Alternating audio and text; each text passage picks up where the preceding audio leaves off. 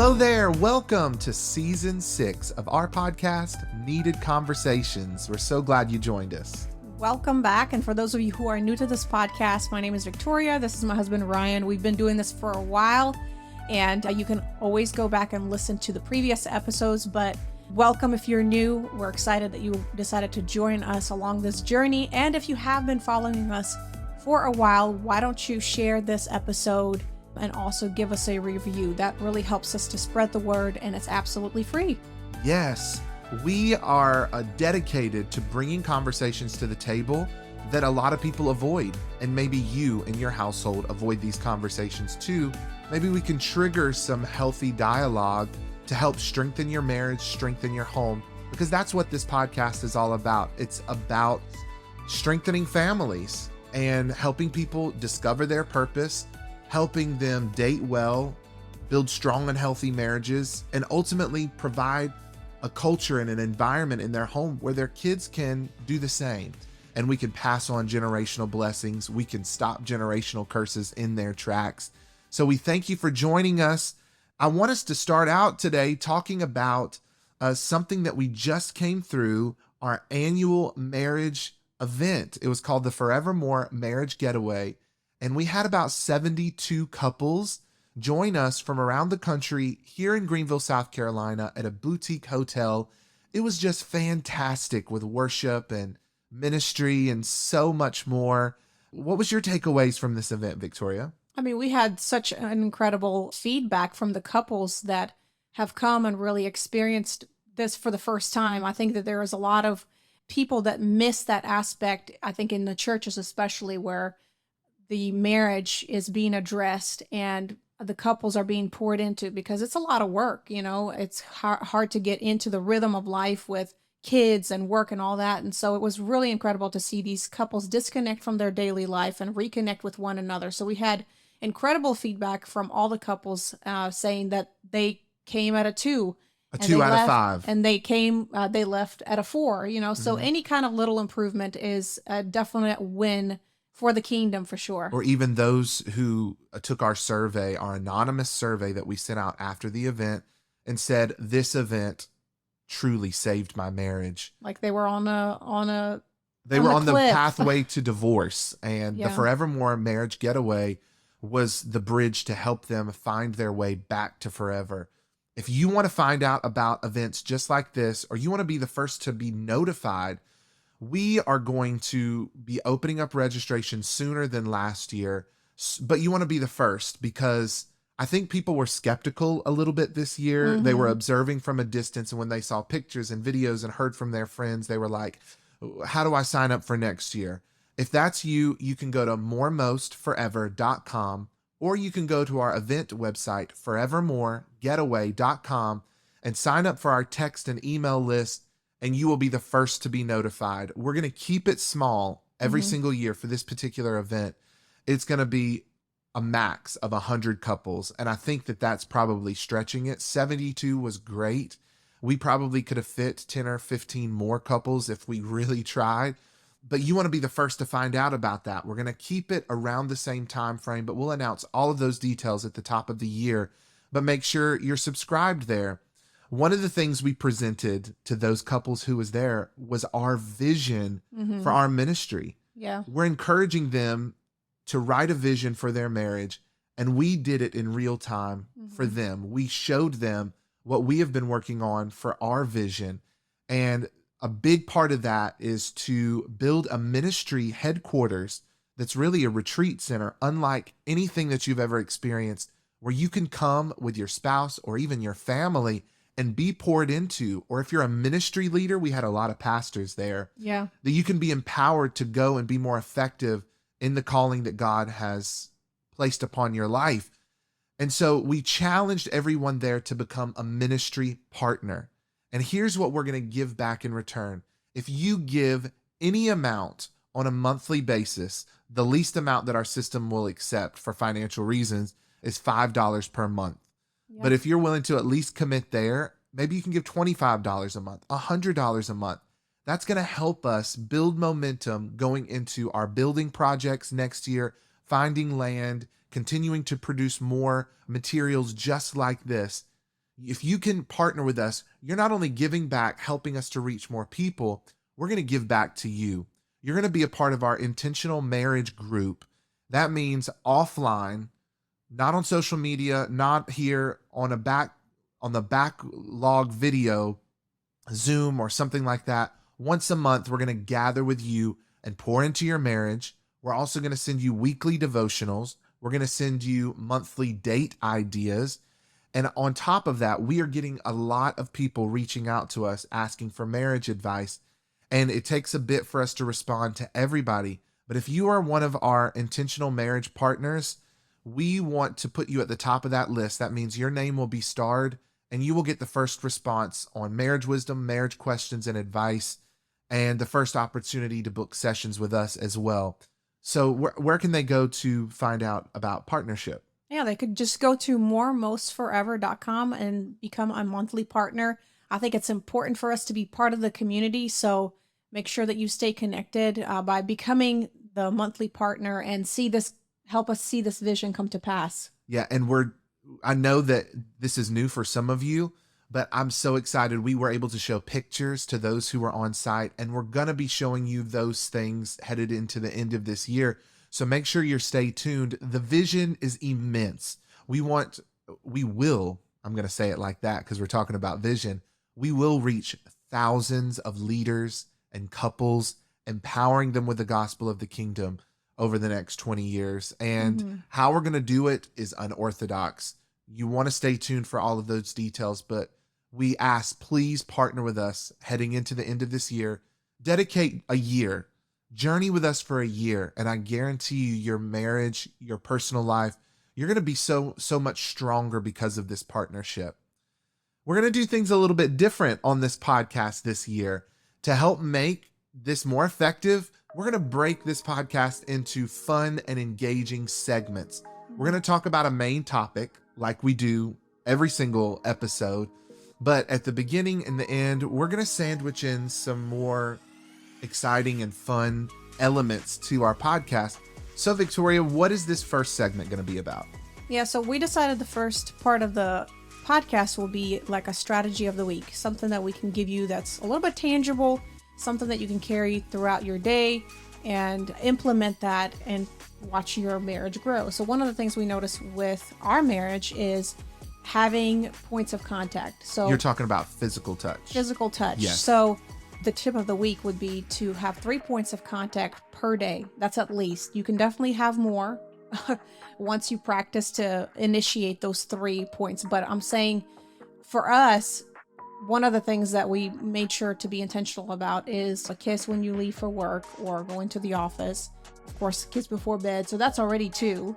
But then throughout the day, sneak in a kiss. And then sometimes having that peck kiss, but then like maybe pulling it for a little bit more, and you'll be amazed to see how much more connection you experience with your spouse and just reassuring them, hey, I see you, I hear you, and I want you. And I think that's a lot of people's thing is like, hey, does my spouse still want me? Am I still sexy? Right. Do I feel like my spouse is paying attention to me? So making those little points of contact throughout the day really helps to build up that momentum even for the bedroom. But I think it goes deeper than that as well. Yeah, for sure. I think that even if your love language is physical touch, and maybe you are physical with your spouse, we can all get into seasons where we get caught up in the mundane everyday activities, taking care of the kids, going to work, coming home, making dinner, doing dishes. And by the end of the day, we haven't had much contact between our spouses, us and our spouse. And so what we're challenging you to do is to make sure you have 3 intentional physical points of contact throughout the day. I know for us, I don't leave the house in the morning unless I have kissed Viktoriya. And sometimes I'm in a rush, it's a short kiss. And other times I'll be very intentional about pulling her close and having a longer kiss, or she'll do that with me. And the kids notice it as well. They smirk or They're they like, laugh. all right, that's too long. Yes. And that's a good example for your kids too. But even if I'm running late, sometimes I'll try to pull in. What is 10 seconds in the grand scheme of things? Or what is 30 seconds to hug your spouse and show them that you care? When you get home from work, Are you greeting your spouse? Are you going about your business? Making sure you have a touch point right when you see them again. And then, of course, before bed, I always, even when we are mad, we kiss before we turn over and go to It's a sleep. stiff kiss, but it's a If kiss. we're irritated, but still, it may feel like a little bit OCD, but there's a psychology behind it as well. Victoria, you found some interesting research about that too, right? Yeah, I read an article which was written by Berkeley Education. They did like a study about touch and they went into a lot of details, which was very interesting. But they went as far as from the very beginning when a baby is born, and they tell you how important it is for a baby to have like skin to skin contact Yes. as soon as they are born, to kind of establish the scent of the mother, the scent of the father. Right. So that in itself already should tell you how important touch is, not only for the babies, but we see that with our children, you know, as toddlers, and then of course as adults. And I believe I've heard as well that basically whenever you hug someone, anybody, and pull away, there's a base level connection. If you hold that hug for 10 seconds, 30 seconds, if you hold it for a minute, there are different chemicals that are released. Dopamine levels are increased in your body whenever you're making that physical connection. One of the funnest things that was revealed during our Q&A session is the couple, Pastor Chris and Nita Daigle. They went through a season where they started every single day with a dance. She would wake up in the morning, music would be playing, and it didn't matter what they were going through. They would do a little dance. They would slow dance for a few minutes, and it began to change everything for their marriage. You know, they began to draw closer with intimacy. I think their kids had just started moving out, so they were transitioning in seasons of their life. And so this is the strategy we want to give you guys this week, right? And I just want to read this quick excerpt from this article. It says that touch builds up cooperative relationships. It reinforces reciprocity between our private relatives who use grooming to build up cooperative alliances. So not only does the physical touch, you know, it feels good, it makes you feel connected, but there's also like a mutual agreement that happens, which helps you to cooperate together and do whatever it is that, you know, you're trying to do as a family. And another paragraph, I love this as well. These studies showing that touch signals safety and trust. It also soothes. Basic warm touch calms cardiovascular stress. It activates the body's vagus nerve, which is intimately involved with our compassionate response.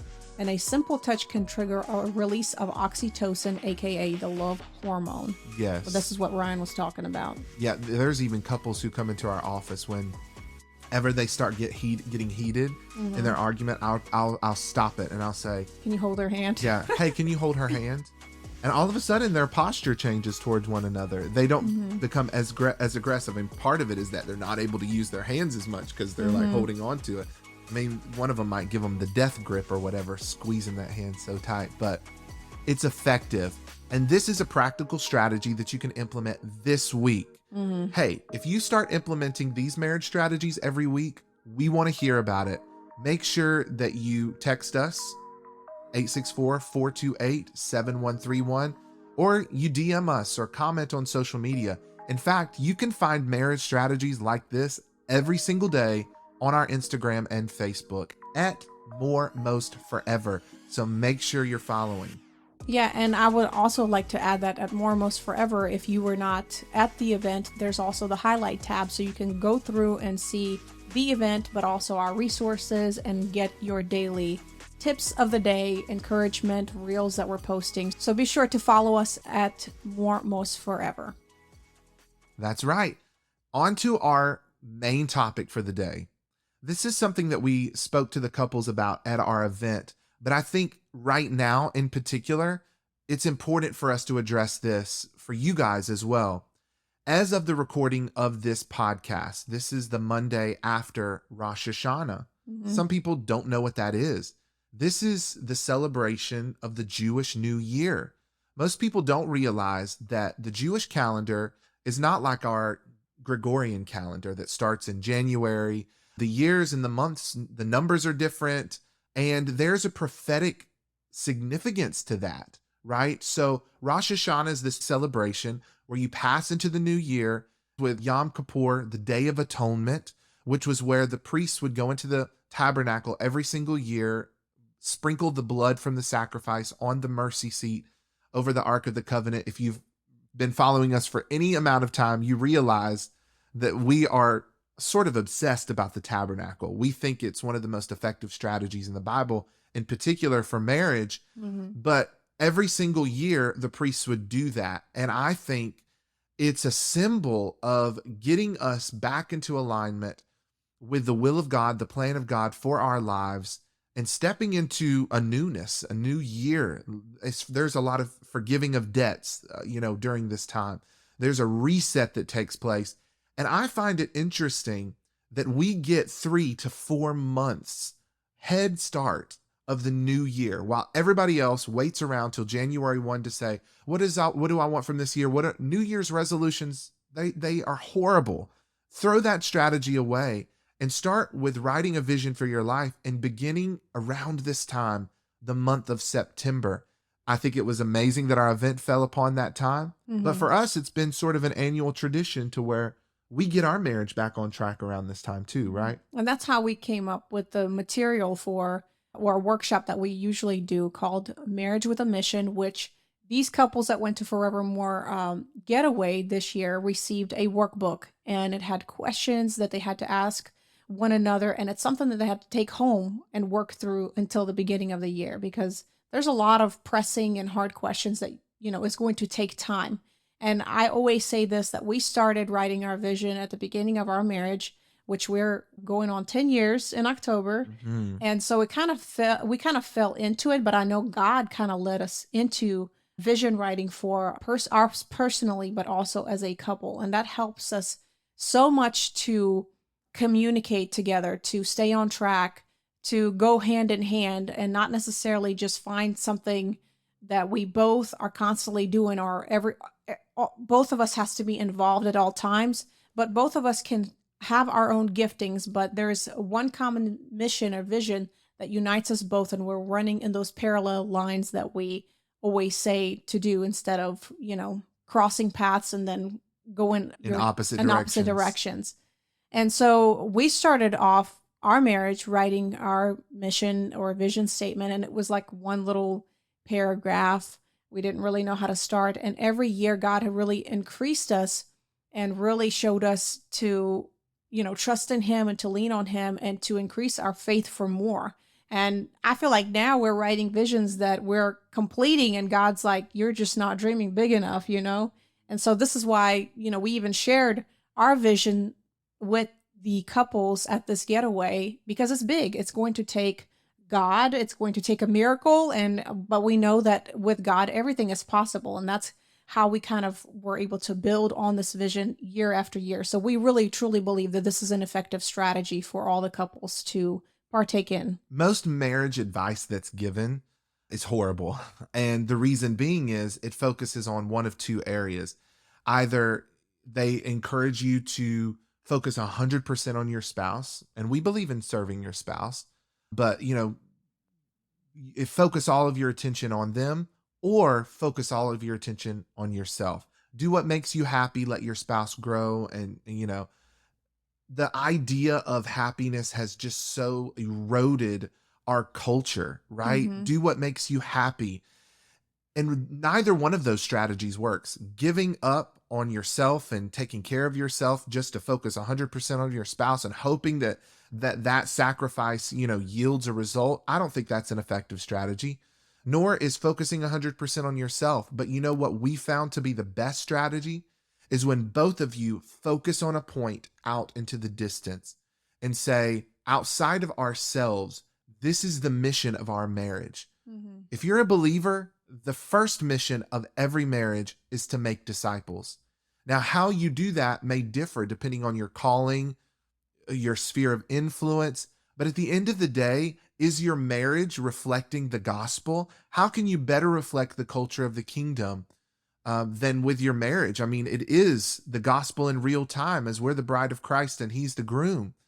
But when we tell you to have a marriage with a mission, we're not just talking about your career. When we have this conversation about vision, Most people have only heard it within the context of all of these success gurus Yeah. that tell you how to make $1 million in 6 months, or how to, retire before the age of 35. All of those might be worthy endeavors, maybe not. But when we talk about a vision, there's really several areas that you have to focus on. Your career and your calling, it's just one segment of that. What about your health? What about your finances? What about your culture, your traditions, the things that you want to pass on to your kids, like values? What about how you want to raise those kids and your parenting strategy, how you communicate? All of those things are what we're talking about when we're saying to have a marriage with a mission. Yeah, and once we started doing that, it really helped us to stay on track with our long-term goals by breaking it down into like bite-sized pieces and really communicate throughout the weeks and months what is our next thing that we need to accomplish, but also making sure that we are able to say yes to the things that will add to our overall mission and vision and say no to the things that are not, That's even a if good those things are point. even when those things are good. Absolutely. One of the things that drives a wedge between couples is when one or both of them have the yes man syndrome. Yeah. They have the inability to say no, Hmm. and they're doing everything for everybody, and they're saying yes to every career opportunity. They're not considering the cost of those things. And when you have a clear vision for your marriage, it's easy to say no to even beneficial things Yeah. financially. You say, if it doesn't fit within the vision, then the answer is no. As much as I would love to help with that, my spouse and I are focused on this vision. I Hmm. know that certainly has helped us. It's liberated us in Yeah. many And I ways. think it took time too for us to get to that place before because we are people that really want to serve and help and, fill in anywhere that we feel, are lacking areas. But I think we've had to step back and say, we need to be more focused on what God has called us so that we're more effective overall. Yes. And it's a question of purpose. Why has God put Yeah. you here? Your purpose with your spouse may not be identical, but it should be able to run parallel with one another. You can't impose your calling upon your spouse. I mean, I may be called to preach, and my wife may be called to preach in a different way. She may not Hmm. never stand in a pulpit and hold a microphone, although she has in certain capacities. But I'm really the preacher, and she's more effective in other areas. You may have different career paths. That's okay. But where can you run parallel? What is the overall goal? Well, first, it's the why of making disciples, starting in your home and then sharing your faith, bringing other people into your life. And you can't effectively do that if you don't have all of these areas of your life surrendered to Christ, Hmm. from your health to your attitude, right? To your parenting strategies, surrendering these things to Christ, letting Him give you a vision of what He can do with your marriage. Most of the time, when I say marriage with a mission, couples automatically say, yeah, we would love to give to some foreign cause. Like, yeah, we donate and do this. I think that that's an Americanized view of what it means to have a mission. We automatically think of a missionary. I'm not talking about that. Maybe you are called to a foreign country, but maybe it's there in your backyard. Maybe it's more simple than you think it is. Maybe it has to do with raising strong, healthy children who serve the Lord.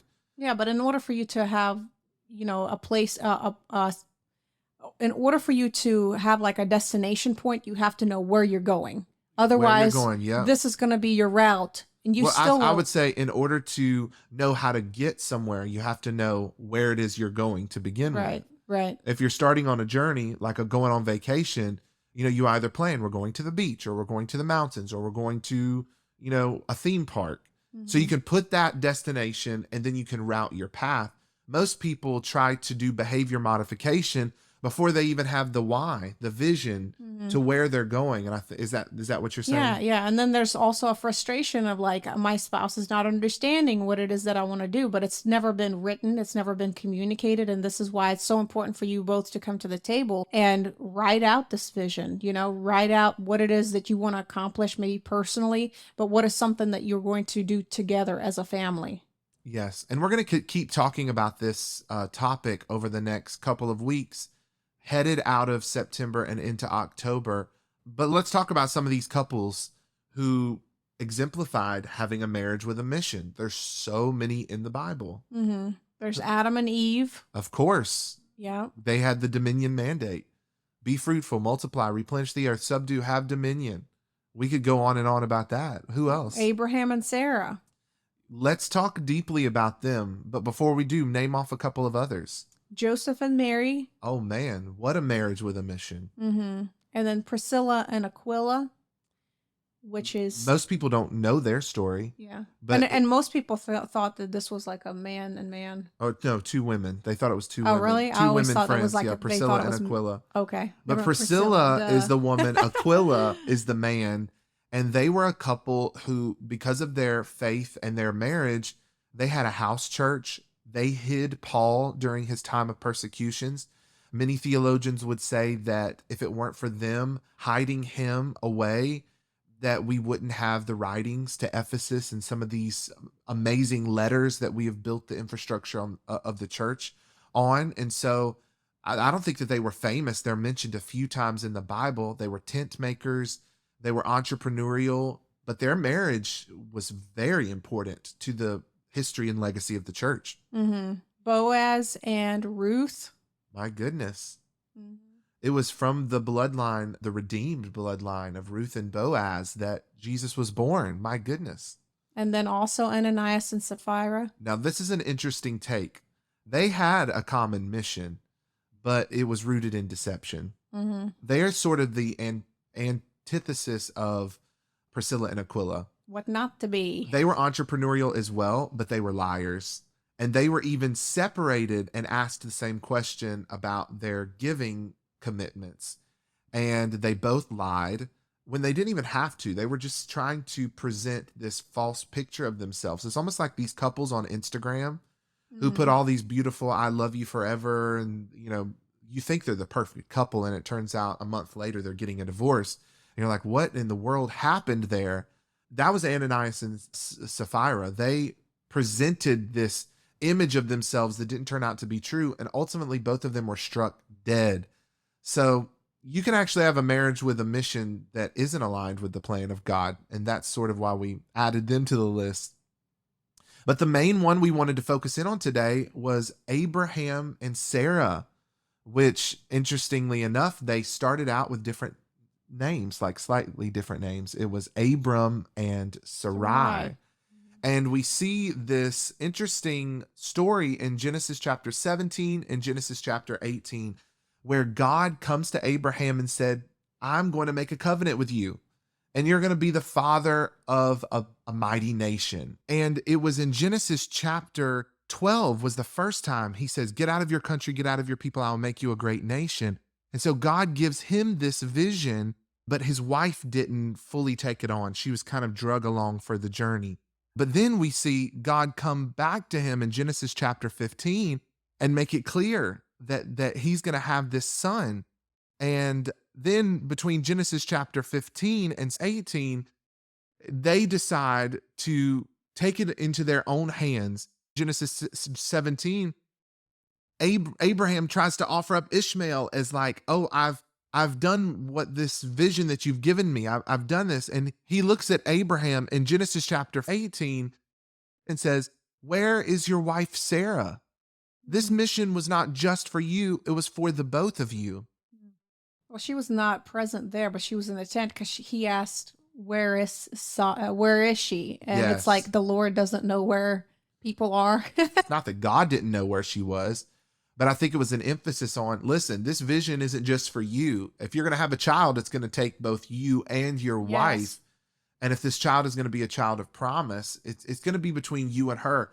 At that point, they had already made the mistake. God came and gave the word to Abraham, and I think that this is a powerful revelation. God gave the word to Abraham. Sarai might have believed the word, but she wasn't in full agreement necessarily, and I'll tell you why she wasn't. Because she disconnected herself from the mission and said, why don't you take my handmaiden? Yeah. And so I think God had to come around at this point chronologically. Ishmael had already been born. Listen, you've tried to make this mission and vision happen by yourself. Mm-hmm. Where is your wife? You reached out and partnered with somebody else when I've called you to partner with this woman. And of course, God knew where she was all along. She was listening in at the tent. And when she heard it, she laughed. And then God came to her and said, "Did you laugh?" And she's like, "No, I didn't laugh." And God was like, You "I think did. you laughed." But it was a different laugh than Abraham's. It was a laugh of disbelief. And she had to have her own revelation about that promise in as much as her husband did, if that mission was going to be for the both of them. Yeah, and this is why we say God is so important in the midst of this, because he makes a way where there seems to be no way. He makes the impossible possible. I mean, Yes. if we look with our material eyes, with, our physical eyes, it was like, I'm old. Like, there's no way I'm going to have a baby. Like, at this age, really? Like, how am I going She to was do looking at her this? body. I mean, it was probably easier for Abraham to consider because all he had to do was provide the seed. She had to provide her I mean, there's physical body. many stories of old men having kids It's with, not as hard so to fathom. Yeah. yeah. But women tend to have a biological time clock. Yeah, but I thought this was an interesting story because all stories, even the people that we just talked and labeled, all the couples and went down the list, it's interesting because it always in the Bible talks about how God has given this vision to the man, and then the man presented this vision to the woman. And it's not to say that women are not visionaries, but I think women are more detailed, and I think sometimes they're more of like the realist. They see their physical situation, they're more emotionally connected with things, so it's kind of harder for them to see. And men, they see like a bigger picture, so it's a lot easier for them to grasp where the destination is. And I think woman is like the partner that is needed to get all the details in place. So it requires both people, both men and women, to cooperate in order for that mission to be accomplished. And their unique perspectives. I Mhm. think that men are called to be the lead visionaries in their home. And I Yeah. said that specifically, lead visionaries, because women are called to have vision as well. But when it comes to your home and your marriage, I think the men should take the lead role in that. You see it throughout the Bible.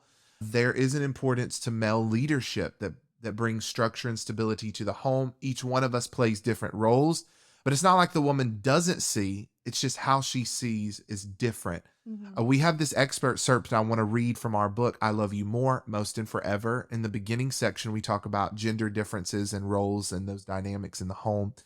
And it's very fascinating what we put here. It says, there is some truly amazing science that points to God's brilliant design of the two genders. One of those examples is in the physical sight and hearing of men in comparison to women.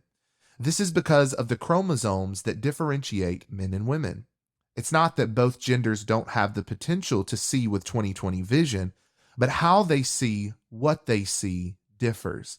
Men tend to have better visuospatial skills and can analyze objects in motion very well, while women are more likely to remember the details of what they see and analyze the nuances of color better than men. In fact, men tend to experience color blindness at a vastly higher rate than women. This hints at most men's inclination to see the big picture, while women are more inclined to focus on the details. According to Dr. Caroline Leaf, this isn't because women never see the big picture and men never get into the details, but instead, men see the big picture first and then move into the details, and vice versa with women. Men and women have been designed by God to be complementary to one another. This is why we believe we need to address gender equality and even gender equity from a renewed context. All of these distinctions need to be factored into the conversation to build sustainable solutions that enable everyone to access and express their potential within society. I think that's very interesting. So in Genesis chapter 12, God promised and gave Abraham this big vision and said, you're going to have generations come from you, yet he had no children. And so, again, a big vision, which is what he saw. What Sarah saw was, but we don't even have one child yet. And so she immediately tried to push her husband into fulfilling that vision apart from herself because she didn't believe she had it within her to accomplish as well. And that's when she handed over her handmaiden.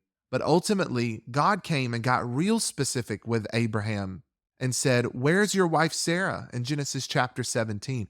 "I'm going to give you a son."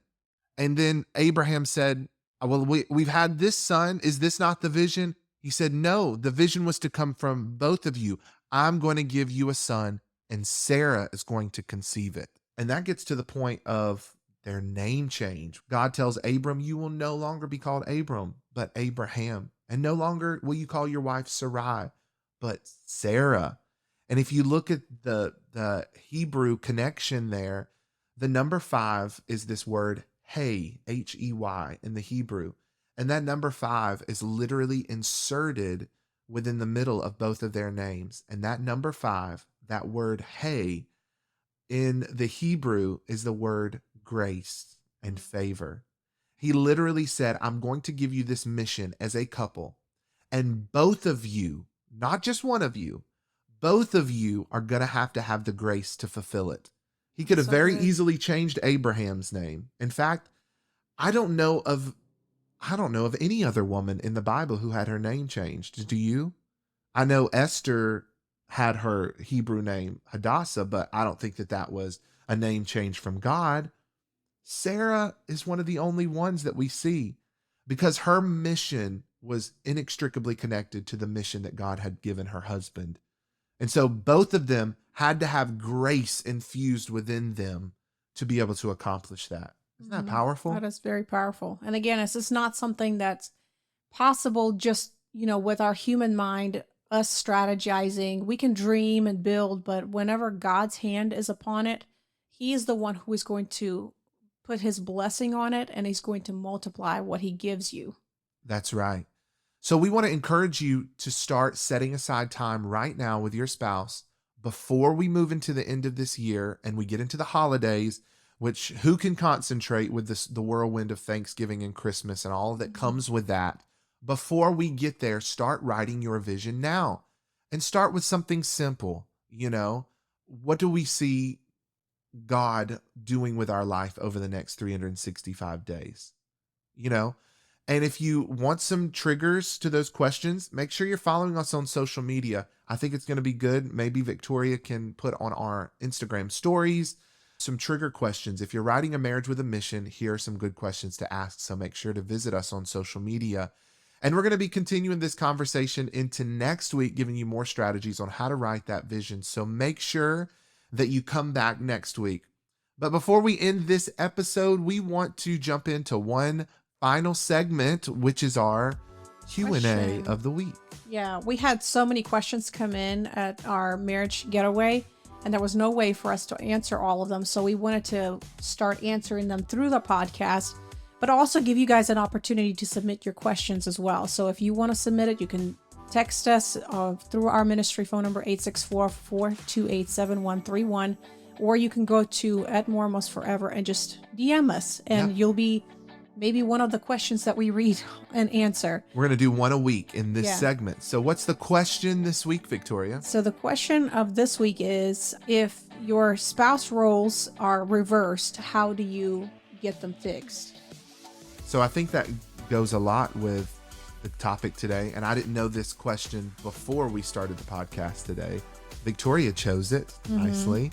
But I think that we are in a time when the gender roles are not as clear as they used to be. So men and women, although there are distinctive biological differences, there are distinctive parental differences. I think that we see more women working, making more than their husbands, taking more of a dominant role in the relationship. I don't think that that's necessarily a bad thing as long as it's mutually agreed upon. And what it sounds like is that this couple is not having clear conversations about the expectations of those gender roles. Yeah. And so it starts with communication, and then you set your expectations and you work through them and make sure you're flexible, because at this point you're already married. If you were in the dating phase, I'd say you could renegotiate, see if it's compatible, and then whether or not you will want to be married. But now you've got to negotiate with what those gender roles are going to be in the house. And again, obviously there's biological roles, there's physical roles, parental roles, that cannot be changed. But other dynamics like the allocation of household responsibilities, The cooking, yeah. who cooks, who Yeah. washes the dishes, who does the laundry, Stays home. if you're Because both it's very different nowadays. yes, So, if you're both working, then I think you should share equal responsibilities in the home yeah, as well. it's absolutely not fair to put that on one of the spouse to do all the tasks, especially with a lot of women stepping in. I mean, I've been seeing a lot of dads, stay-at-home dads, and that's been kind of incredible to see that dynamic shift. And one of the things that we tell couples as well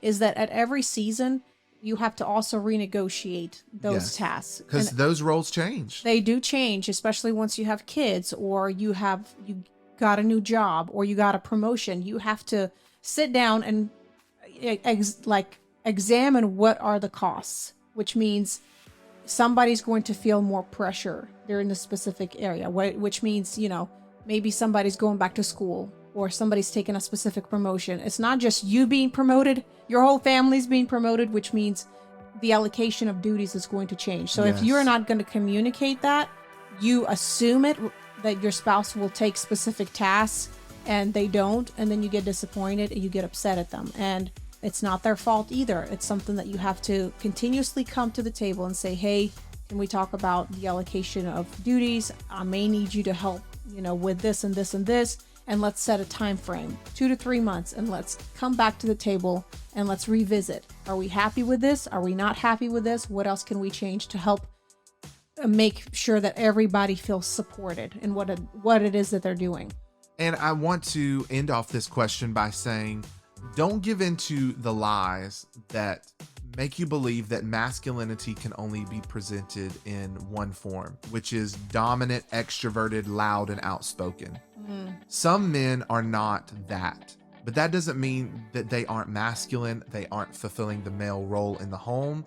There are men who are introverted in as much as there are women who are introverted, and there are women who are more dominant.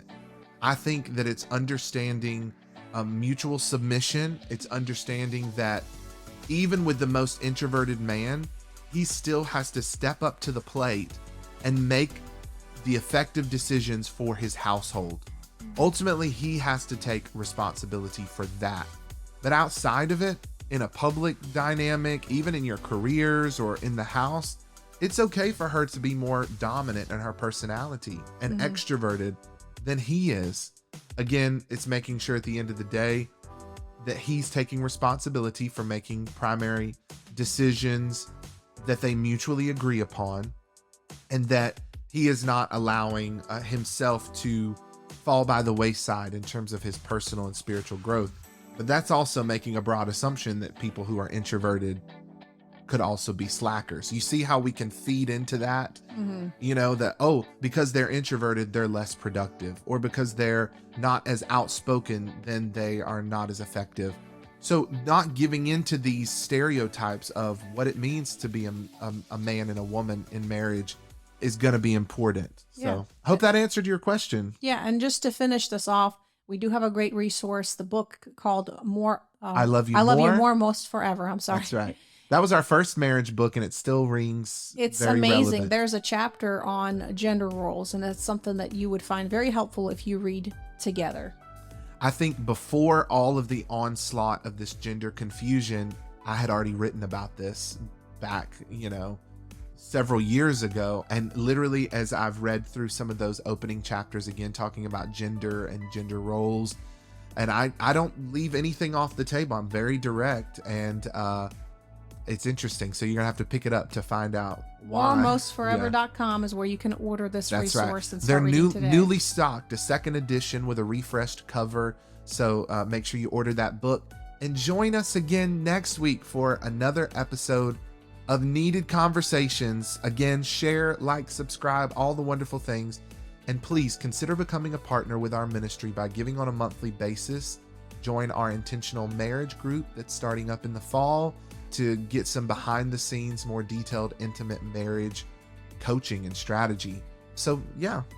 Thank you guys for tuning in today, and we hope you join us next week for another Needed Conversations. See you then.